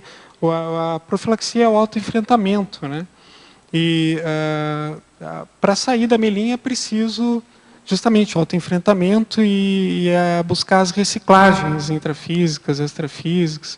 Isso exige, para ser feito de uma maneira realmente qualificada, vai exigir algum nível de técnica, né? Tem uma série de técnicas evolutivas aí da Conscienciologia que catalisam esse processo evolutivo, né? E exige técnica, exige uma maneira de fazer adequada, a pessoa tem que usar a racionalidade, né? E sair da zona de conforto, né? Na parafatologia, página 9. Na quinta linha, de baixo para cima, a evolução dos procedimentos técnicos na prática da TENEPS. Esse é um bom exemplo, né, da superação do assistencialismo, da religiosidade, né, pela assistência técnica e profissional, né? Pensei que é um bom exemplo. Você poderia ampliar? Esse eu ainda não posso falar porque eu não tenho muita teática em termos de TENEPS, mas posso falar pelo que eu conheço das pessoas que fazem TENEPS. Eu já acompanhei bastante alguma coisa do trabalho do GPC TENEPS, lá de Porto Alegre, que é bem amplo, tem bastante gente já experiente, né? Eu participei como ouvinte algumas vezes, pensando no processo de preparação da TENEPS, que eu estou nesse processo, né? Mas não assim muito ativamente, porque eu ainda não aplico a técnica, né? Mas justamente é uma técnica assistencial, né? Que envolve uma série de procedimentos e que a pessoa tem vários níveis, as pessoas podem aplicar de uma maneira mais organizada, mais técnica, ou de uma maneira um pouco mais, até na preparação, né? De uma maneira mais impulsiva, emocional, e pode encarar a TENEPS também como uma coisa também técnica, né? Ou então tem gente que mistifica um pouco todo o processo envolvido também, né? E a gente vê que tem muita relação aí com a tecnicidade também. E com o nível, né, de emprego. Agora, em fatologia, na segunda linha, você poderia relatar a arrogância priorística? A arrogância a priorística, né? Eu não sei até se dá para dizer que todo apriorismo tem relação com a arrogância, mas são dois temas muito tem muita interligados. Relação. A postura que a gente busca na Conscienciologia, que é a do COC, aí, que o Valdo fala, o cético, o otimista cosmoético, né? Então é cético, mas não é um cético neofóbico, às vezes que se vê em outras áreas, né? Mas é a pessoa que realmente vai questionar, vai avaliar, vai tentar entender as questões, não vai aceitar de uma maneira a priori, né? E é bem ao contrário do que se vê, às vezes, no processo religioso, né, dogmático, e mesmo na própria ciência convencional, por paradoxal que possa parecer, se encontra muitas vezes muitos dogmas, né, ligados a egos e etc., né? E a questão do desassombro tem a ver muito com quebrar também esses processos aí de a prioristas, né? A pessoa ter uma racionalidade maior para, através do esclarecimento, né, que é a grande questão, desassombrar, né, esses processos, ver realmente a finalidade, né? Agora, na parafatologia, página 9, segunda linha de baixo para cima. Gostaria que você relatasse a paratecnicidade cosmoética de alto nível, sinalizando a diferença entre o amparador e o guia maurótico. Diferencial. Exato, é exatamente o que a gente já comentou na mitologia, né? Essa questão de que amparador não é simplesmente alguém, uma consciência que é boazinha, né? É uma consciência que ela se interessa pela assistência, e como ela é bem intencionada para valer, né? Não é bem intencionada entre aspas, né? Ela, mesmo que não tiver a técnica, mesmo que não tiver a qualificação, né? Ela vai se esforçar e vai buscar a qualificação, vai buscar se aprimorar nas técnicas existentes, ou adequar e evoluir nas técnicas, e vai, com o tempo, se tornar técnica e paratécnica para poder auxiliar de uma maneira mais eficiente, né? Então, é bem intencionada para valer mesmo. Ela sai desse nível de guia ao maurótico, que pode ser bem intencionado, mas é cego, né? E vai se tornar um paratécnico, realmente, né? Se utilizando bem da paratecnologia, aí sim vai poder chegar no nível de amparador, né? Então, quer dizer, essa questão da paratecnicidade de alto nível, ela é o que dá o diferencial realmente do guia cego bem intencionado realmente para o amparador, né? Agora a gente tem uma pergunta aqui de Lima, no Peru. Esse teletertuliano, ele é bem assíduo, manda pergunta todos os dias. Ele está viajando. Ele perguntou há uns 2 dias, fez perguntas de Galápagos. Agora ele está em Lima, no Peru. Então ele pergunta, na estrangeirismologia, de que maneira podemos colocar em prática o neomodus faciente no nosso cotidiano? Isso é a questão das reciclagens, né?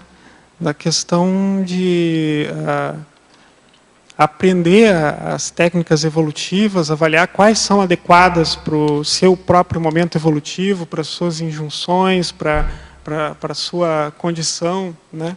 e realmente ter persistência, ter dedicação, ter concentração para aplicar de uma maneira adequada, avaliando os resultados, né? E se propor a experimentar, né? Técnicas novas, avaliando o que é o mais interessante ali para vencer em cada momento evolutivo, né? Eu acho que é isso, ter despojamento, neofilia, né? E empenho para buscar essas reciclagens, né? De uma forma técnica. Agora, na fatologia, página 8, primeira linha, ele coloca: vivemos cercados pela tecnologia quase sempre sem conhecê-la. Como realizar a desdramatização da tecnologia? Eu acho que é justamente ampliando, né, a visão sobre ela, né? Digamos assim, estudar a tecnologia, mas sem se apaixonar por ela, digamos assim, sem ficar tecnofílico, né? Evitar o processo da tecnofobia, mas não cair na tecnofilia patológica, né? E ampliar o processo estudando justamente a questão conscienciológica, né? Primeiro, a autopesquisa, tentar se conhecer melhor, as próprias tendências trafores e trafares, né? A possível história multiexistencial, as nossas necessidades, né? Em termos de reciclagem, e todas as nossas interrelações, né? E aí, com uma visão muito mais ampliada, ver onde é que se encaixa a tecnologia nisso e que fim assistencial, interassistencial pode ter e como se utilizar bem dela, né? Em outras palavras, é autopesquisologia, eu acho que vai muito por aí, né? Autoexperimentologia, né? Muito bem. Agora, na fatologia também, na 7ª linha, na página 9, você poderia falar mais sobre a autoexperimentação de técnicas existenciais? Poderia exemplificar alguma delas? A gente já falou algumas, né? E a Consciologia tem várias. Inclusive, estava vendo que eu sempre estava vendo 700 experimentos, alguns que eu nem lembrava mais, que eu acho muito interessante, mas tem uma série delas aí que a Consciologia oferece, né? Que são muito interessantes, né? A própria TENEPS, a gente já falou, não deixa de ser uma técnica evolutiva, ela é assistencial, mas ela é evolutiva, né? O tenepsista que realmente se dedica, a gente vê que está sempre evoluindo no processo. E tem outros que, às vezes, a coisa fica numa estagnação, né? E, em geral, as pessoas pesquisam aí, descobrem uma série de questões que estavam travando, né? Então, exige que a evolução constante, né? A própria Proexa, na verdade, não sei se é um conjunto de técnicas, ou dá para dizer que é uma técnica que pode ser subdividida, né? Mas não deixa de ser uma técnica. A programação em si é uma técnica. Organizar a vida intrafísica, né, planejar para poder enfrentar os pontos mais críticos, né? E otimizar o processo evolutivo e interassistencial, né? Não deixa, é uma técnica evolutiva, né? Tem a chamada técnica do mais um ano de vida, né, que é uma técnica bem interessante, eu nunca apliquei, mas tem contextos que o pessoal fala que é muito interessante, né? Tem até um grupo aí que o pessoal faz. Tem um grupo de pesquisas dessa técnica. Que é bem interessante. Acho que nos 700 descritos também, né? Que não sei qual foi a primeira vez que foi lançada. Não lembro. Tem verbete, né? Também. Acho que é do professor Malo, eu acho, né? Até, não é? Não é do professor Valdo? Da Elizabeth? É porque ela está no grupo de pesquisas, a Elizabeth Rodrigues. Mas enfim, a técnica consiste, para quem não conhece, de supor que a pessoa vai dessomar daqui a um ano, né? E aí pensar em tudo que é mais crítico ali, porque ela tem que resolver nesse um ano, né? Tem uma técnica, na enciclopédia tem muitas técnicas, né? Porque tem verbete que não necessariamente é denominado técnica, mas na definição já aparece como técnica. Então, por exemplo, tem a técnica da circularidade. Aí tem o verbete circularidade contígua, que também é uma técnica. E assim vai, tem vários, né? Então, a Conscienciologia é realmente ciência rainha das técnicas. Que bom, né? E tem aquela técnica também da tábula rasa, que eu acho muito interessante, né? Bem interessante. A pessoa limpa totalmente a mente. Imagina que está chegando aqui sem conhecer nada e reperspectiva tudo, né? E a própria conscienciometria eu acho muito importante, né? Que ainda acho que não recebe tanta atenção. O pessoal está desenvolvendo mais aí, né? Que tem aquela até a ideia de ampliar o conscienciograma, né? E que eu acho realmente fundamental aí, né? Eu mesmo estou tentando investir mais também.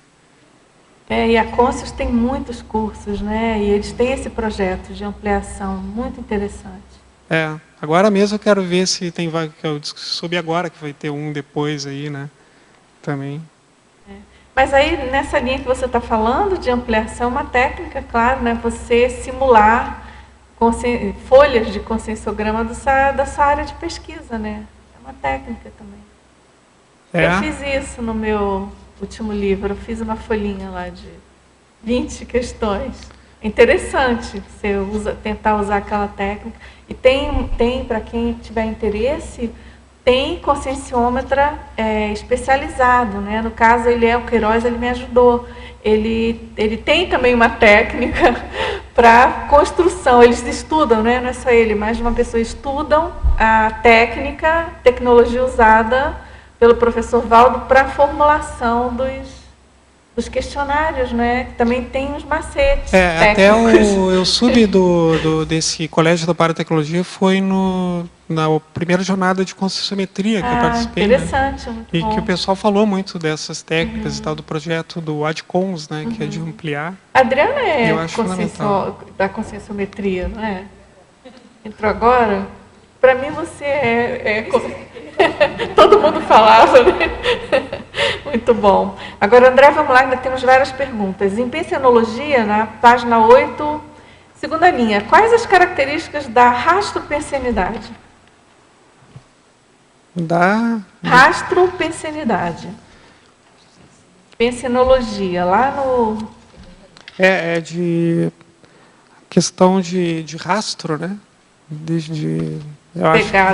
Pegadas, Então, a auto-organização ela permite a pessoa deixar rastros mais positivos, né? Temos até pensênicos. Começa pela organização pensênica, né? Agora, em fatologia, a página 9, sexta linha. Você poderia explicitar o fato... você já respondeu, de até improvisação bem-sucedida exigir técnica. Se você quiser comentar mais alguma coisa? Que a pessoa, se ela tem uma determinada habilidade, que ela consegue improvisar bem, né? Bom, porque ela sabe fazer aquilo, né? Que ela tem a técnica, né? Então, às vezes você vê uma pessoa executando com uma habilidade muito grande algo, fazendo uma série de improvisações, mas isso às vezes tem toda uma técnica já adquirida e todo um processo de treinamento anterior, né? Então tem muita gente que acha que sem técnica ela vai ter maior produtividade, porque ela improvisa, porque ela é mais flexível, etc., né? E aí cai muito na dispersão, né? E em geral não vai aumentar a produtividade. Pouca eficiência. Agora, em fatologia também, na nona linha, você poderia discorrer sobre o descondicionamento conquistado com o método?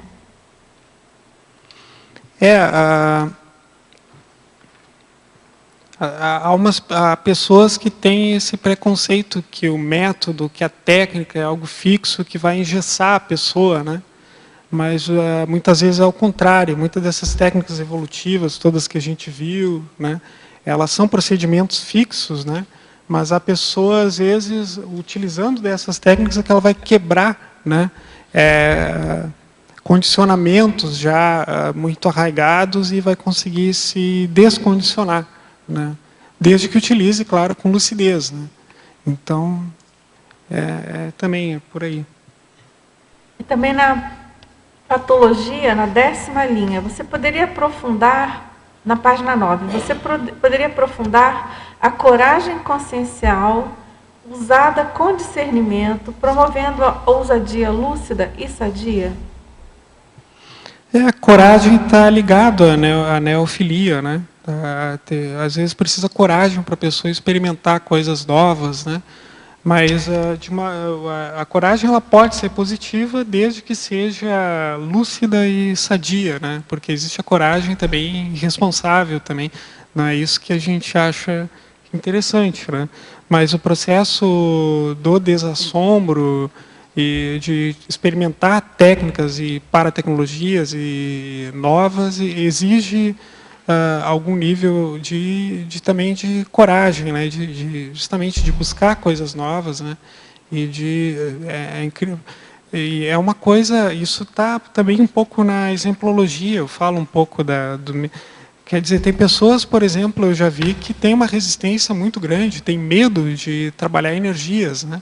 Processo muito, às vezes, pelo que eu noto, é mais, às vezes, religioso, né? A pessoa acha que minha energia pode ser ruim, pode dar problemas, porque não sei o quê e tal, que se eu mexer eu vou fazer mal para as pessoas, eu posso passar mal. Não sei. Começa, às vezes, por aí, né? E aí, enfim, ela até pode passar mal, pode acontecer, mas, enfim, não é algo que ela vá dessomar, né? É algo que vai fazer parte do desenvolvimento, né? Energético e também a questão das técnicas projetivas, essa acho que é a campeã das pessoas ter medo. Isso. Agora, na fatologia, também na página 9, segunda linha, de baixo para cima. Você poderia comentar, se possível com exemplos, a manifestação consciencial com a preponderância do mental soma? Isso está ligado aí ao processo da pensionização com ênfase no PEN, né? Então, mental soma, dentro da conscienciologia, né, quer dizer, o nosso veículo seria o mais avançado, o veículo de discernimento, né? A pessoa se manifestando com predominância do mental soma significa de uma maneira mais racional, menos emotiva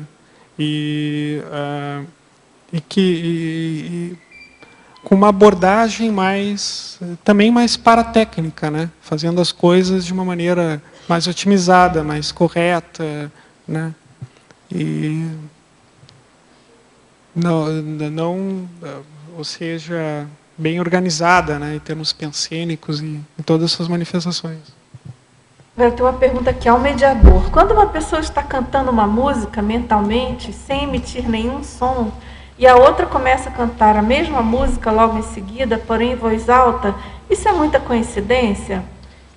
Percebo que isso aconteceu várias vezes comigo. Uma vez no escritório, uma companheira de trabalho escutou eu cantar e disse que estava pensando exatamente na música que eu cantava.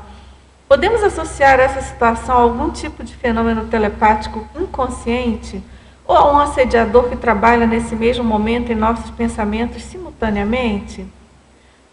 Pode ser, na minha opinião, pode ser os dois casos, né? Provavelmente, eu acho que o mais certo é isso ser realmente um fenômeno telepático. Eu não sei, eu acho que como vocês deve acontecer, comigo acontece muito isso. Principalmente se você tem afinidade com as pessoas, ou duplista, ou namorado, ou marido, ou amigo. Isso acontece muito, né? Então a gente pode pensar que foi uma opção, é ser uma telepatia direta, com sim, Pode ser uma telepatia consciex, com sims, né? Pode ser uma consciex querendo passar a mesma ideia para mais de uma consim. Essa consciex pode ser amparadora, pode ser assediadora. Aí você tem que fazer a análise do seu sentimento no momento, das suas percepções, vamos dizer assim, mais até grosseiras, né? Até somáticas mesmo, porque para você tentar avaliar, né? Outra coisa que é importante também é você buscar, se isso acontecer de novo, buscar compreender a mensagem dessa música, porque a música pode ser uma bobagem, pode ser uma mensagem patológica, né? Bem nosográfica, enfim. Ou não, ou pode ter uma mensagem com conteúdo evolutivo, né? Prático, aí, assistido, né? Que dê alguma mensagem boa para você. E outra coisa também que eu acho interessante pensar é no momento da ocorrência, né? O que estava rolando ali naquele ambiente. O contexto todo. E também acho que tem uma outra hipótese, aí também não sei muito desse fenômeno, que é a questão de morfopensene, né? Talvez isso possa ter alguma influência do pensamento de alguém, tendo se a pessoa tem mais sensibilidade. Mas eu penso que a telepatia deve ser o mais comum, né? Mesmo inconsciente. E esses fenômenos, muitas vezes, eles são muito interrelacionados. Às vezes é difícil classificar o que é mais uma de coisa um que acontece outra, ao mesmo né? tempo. Muito bem, agora professor André. Em fetologia, na página 8 agora, segunda linha. Você pode explicar... Você pode explicar a respeito da baixa autoestima intelectual gerando a tecnofobia? Já foi comentado, né? Mas é bom porque essa teletertuliana é de Madrid. Comenta rapidamente. O processo da tecnofobia está muito relacionado à questão da baixa autoestima, às vezes eu noto isso, né? Que, enfim, tem a ver com a questão um pouco egóica, assim, é questão de autoimagem, né? A pessoa ela não domina uma tecnologia, tem gente que ela acha que domina muito, são pessoas às vezes egóicas e tal, e ela tem medo de se expor a mexer com algo que ela não tem habilidade e demonstrar que ela não sabe, né?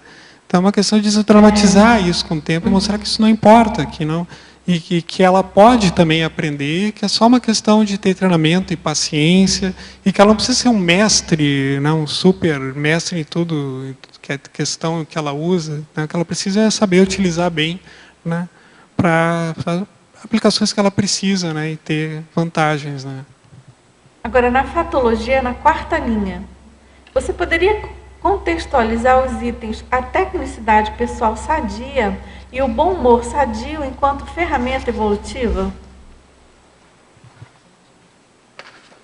Página 8, quarta linha. A tecnicidade pessoal sadia. Então, é mais ou menos o que a gente falou. A pessoa ser técnica, ela ter técnicas, ter procedimentos, se utilizar bem da tecnologia, mas de uma maneira sadia, sem cair, sem virar uma apaixonada pela tecnologia, né? E passar da conta, né? E o desassombro, não. O bom humor sadio enquanto ferramenta evolutiva, né? Então, ferramenta é uma técnica, né? A questão do bom humor e tem um papel muito importante na questão do desassombro, né? Então, lidar bem até com os próprios erros, com eventuais... verdade. Não ficar dramatizando muito essa questão. Então, eu acho que é isso, né? Estamos todos evoluindo. Isso. Agora, na fatologia também, na página 9 agora. Sexta linha, de baixo para cima. Você poderia comentar a otimização de procedimentos pela experiência pessoal? Qual ou quais procedimentos você obteve mais resultados? Com qual ou quais procedimentos você obteve mais resultados pessoais? Poderia avaliar a razão disso?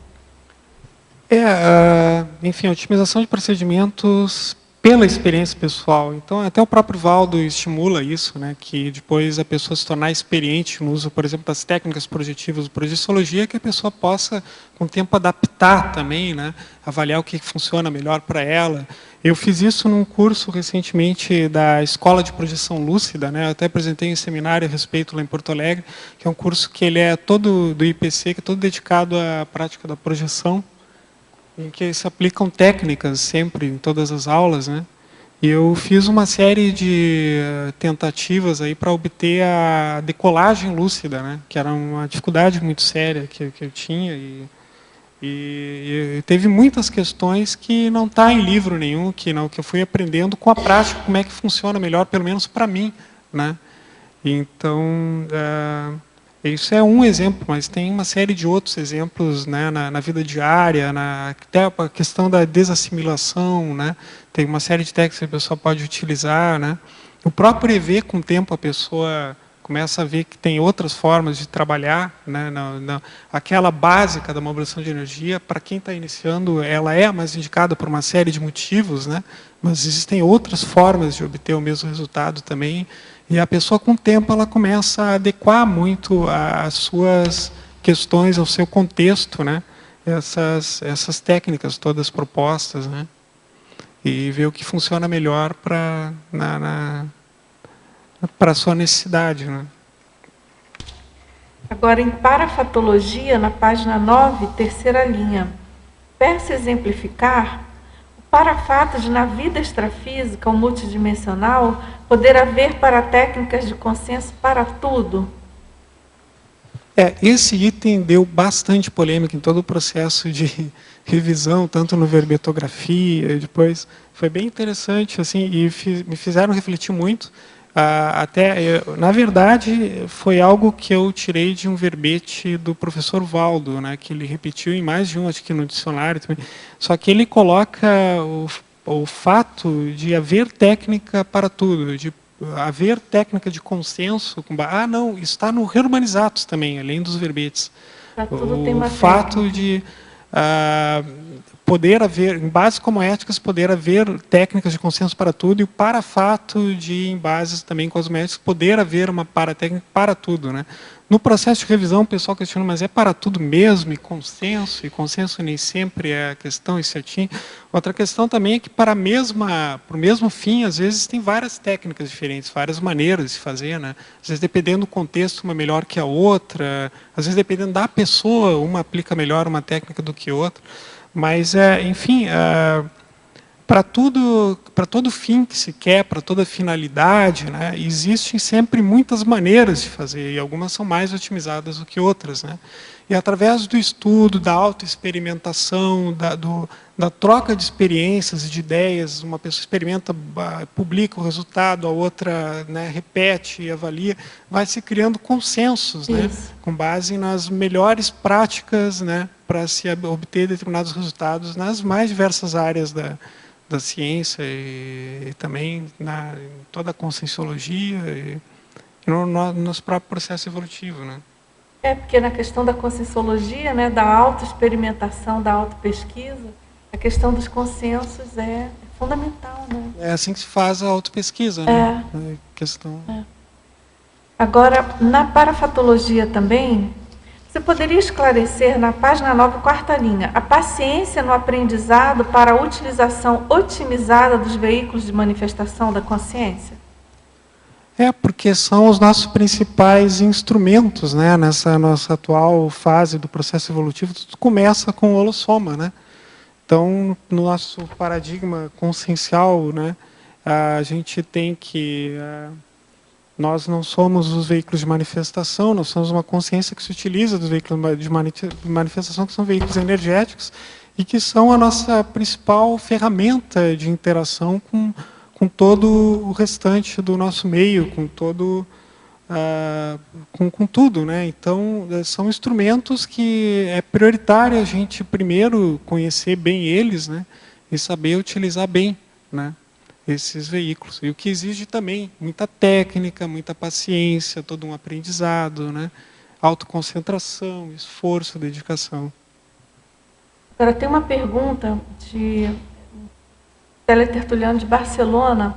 Ele fala que quando ele era criança, ele era clarividente, clareaudiente. No entanto, por diversas razões, perdi tudo isso.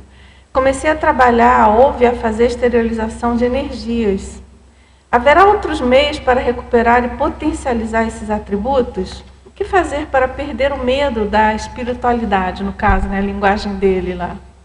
Você quer responder? Acho que se quiser responder, mas eu acho que o desassombro para a tecnologia tem muito a ver com isso. Tem, claro. Eu, inclusive, tentei fazer uma sessão aqui da terapeuticologia, mas não ficou boa a tempo, deu bastante polêmica nas revisões, é algo que eu quero aprofundar, inclusive, mais esse tempo. Escreve depois um outro verbete sobre isso. Mas eu acho que a autoexposição às fontes de assombro gradual, né, a autoexposição gradual, acho que é um processo importante, né?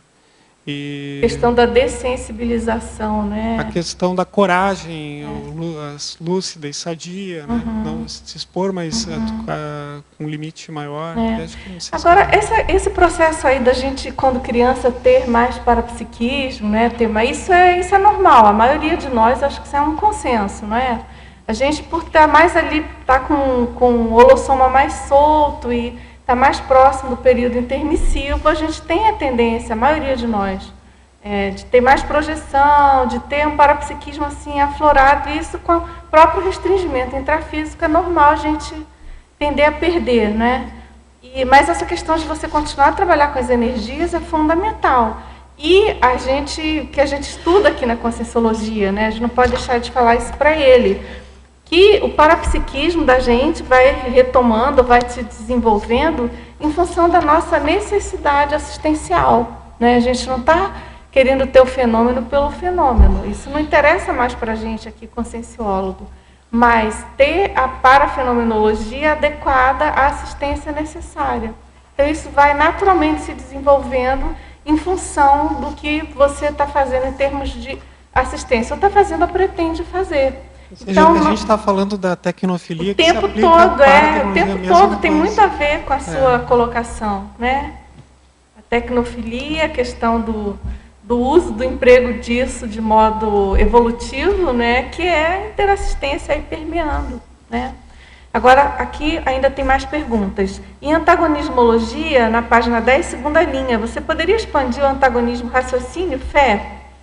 Você poderia falar sobre a fé na acepção de confiança em nossas potencialidades? Eu vejo muito isso, as pessoas defenderem muito a fé, porque a fé na sociedade em geral a gente vê sendo muito utilizada nessa acepção de confiança, né? Mas a acepção que a gente coloca aqui é na acepção religiosa, né? Ou seja, de crença cega em um ser superior que escreveu algo num livro, que inspirou alguém, um líder ou um messias, que diz que aquilo é verdade, ponto final, e tu tem que acreditar, e etc., que envolve a questão do dogma, né? Então, fé é no sentido de confiança, né? A gente pode ter confiança em muitas coisas, mas por que a pessoa tem confiança? Qual o sentido? Né?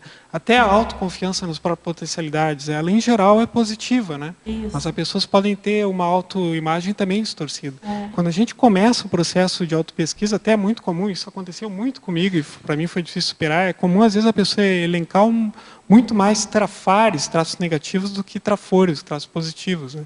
Aí com o tempo a pessoa vai entendendo por que ela não está reconhecendo os seus próprios trafores, os seus traços positivos. Né? E aí tem uma série de questões que ela vai avaliando. Então, autoconhecimento, autopesquisa, aprofundar nisso, vai dando uma autoconfiança que é bem fundamentada nos próprios traços da pessoa, que não é a questão da fé, a questão dogmática, né? Também, que é irracional. Né? Agora, em paradoxologia, você poderia ampliar o paradoxo de a disciplina trazer liberdade? Isso tem relação aí com o que a gente comentou há pouco da questão da organização intrafísica, né, que dá maior liberdade para a autoexperimentação da questão multidimensional e extrafísica. Então, quanto mais organizada a pessoa for e tiver disciplina nas coisas que ela faz, né, menos ela vai ter surpresa, mais eficiência ela vai ter, maior produtividade, né, e vai ter mais tempo livre para investir nas coisas que interessam mais para ela e vai se preocupar menos com as coisas menores. Isso aí. Eu já vi comparações até de alguns povos, como os alemães, por exemplo, que têm uma produtividade bem maior do que muitas vezes os trabalhadores brasileiros e trabalham muitas vezes menos, tem uma carga horária menor, mas conseguem ter uma produtividade bem maior, né? E é uma coisa bem interessante isso, né? Como a metodologia, a tecnicidade, elas podem otimizar de uma maneira que a pessoa trabalhe menos produzindo mais, né? Exatamente. E isso implica maior liberdade para a pessoa fazer aquilo. Agora, na fatologia, na 12ª linha da página 9, você poderia exemplificar as técnicas utilizadas de maneira cega ou dogmática ao modo de ritual? Isso, enfim, é o que a gente comentou, muita relação... Religiões em geral, né? E há muitas pessoas que entram na Consciologia e têm ainda muito forte isso arraigado, né? E elas veem a questão das técnicas, etc., e elas tomam aquilo como um ritual. Não fazem a questão da experimentação, do questionamento, não avaliam bem a adequação. Isso também é um tipo de assombro, né? Claro, claro. Agora, na neossinapsologia, na página 10, primeira linha, o que seria a aversão à paratecnologia desperdiçando neossinapses intermissivas?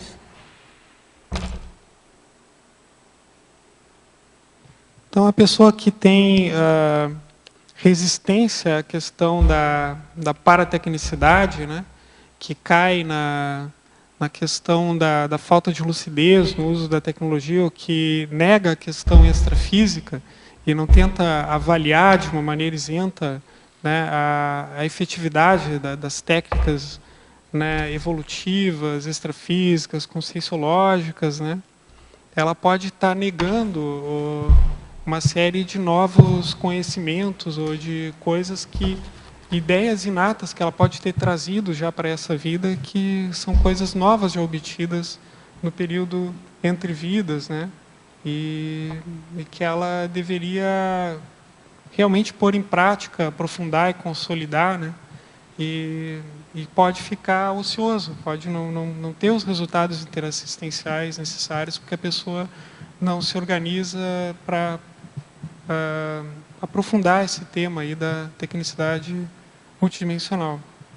Agora, em Fatologia, na página 9, penúltima linha, você traz a soltura mental somática favorecendo o discernimento interassistencial. Na sua experiência, a razão catalisadora desse desassombro seria o desenvolvimento mental somático? Você identificou que tipo predominante de bolsão pessínico encontrou durante seu processo de desassombro?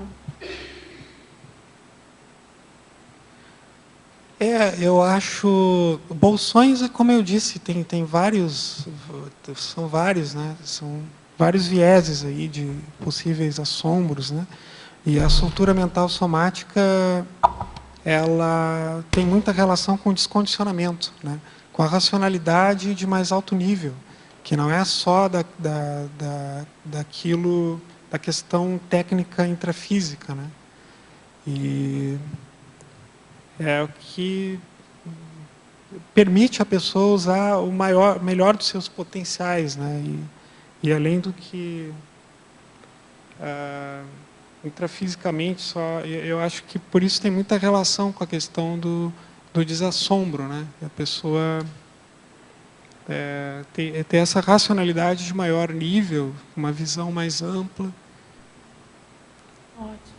E em vários cursos assim que a gente percebe assim, essa soltura, a gente vê que dá uma visão mais ampla, né, do nosso processo, e é uma coisa bem interessante.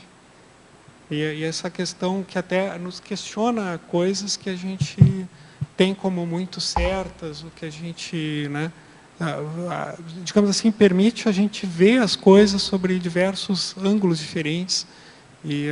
Levando a cosmovisão paratecnológica, né?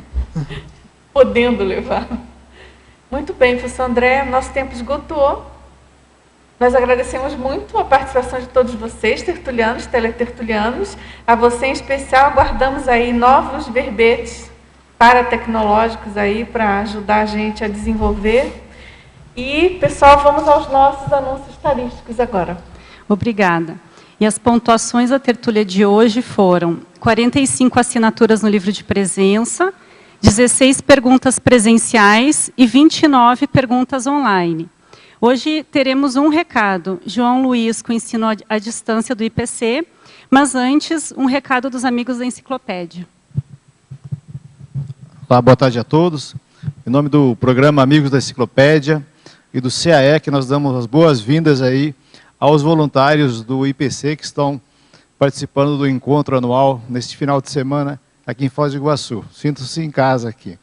E nós estamos convidando a todos aí, os teletertulianos, tertulianos, para que, dentro das possibilidades, possam fazer a sua adesão ou renovação do programa Amigo da Enciclopédia. Porque todos os recursos do programa Amigo da Enciclopédia são direcionados para manter o tertuliário, para transmitir diariamente as tertúlias, o holociclo, a holoteca, todo o acervo, e produzir a Enciclopédia da Conscienciologia, integralmente para isso. É uma obra de todos nós.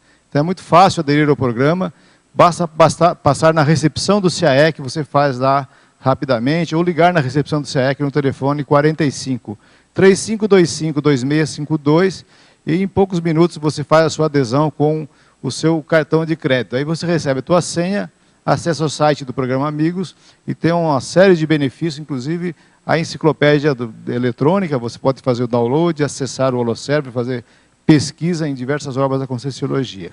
Muito obrigado. Boa tarde a todos. O IPC convida a participar do curso de ensino à distância. Nosso primeiro curso É o curso de Projeciologia à distância. A temática é projeção consciente, o desenvolvimento da projetabilidade lúcida. Então, temos como obra o tratado Projeciologia. Então, falamos sobre o ciclo projetivo, o antes da gente ir dormir, a decolagem, o período projetivo e depois o retorno ao corpo físico. Falamos sobre a diferença de sonho e projeção, desenvolvimento das técnicas projetivas e aplicação das técnicas projetivas. Além disso, durante o curso, aplicamos o projeto Fly-In, onde colocamos um objeto ou um número randômico no computador, numa sala vedada do Instituto, onde os alunos à distância têm por objetivo praticar uma técnica projetiva e verificar se atingiu o objetivo ou não. À base de formulários, a gente faz uma pesquisa e tenta quantificar o nível de desenvolvimento de projeção do aluno e a sua lucidez extrafísica. O material proposto e dado ao aluno são uma plataforma de ensino à distância, são 10 aulas escritas, que quando impressas dão 500 páginas escritas, são 10 horas em 10 aulas gravadas e 5 encontros síncronos com professores. Então, em determinado horário, determinado dia, todos os alunos entram online no chat e mais 2 professores respondem as perguntas e dúvidas durante o curso. O curso inicia dia 5 de maio e tem o término dia 6 de junho. Para maiores informações, busque o site do IIPC, www.iipc.org. Obrigado.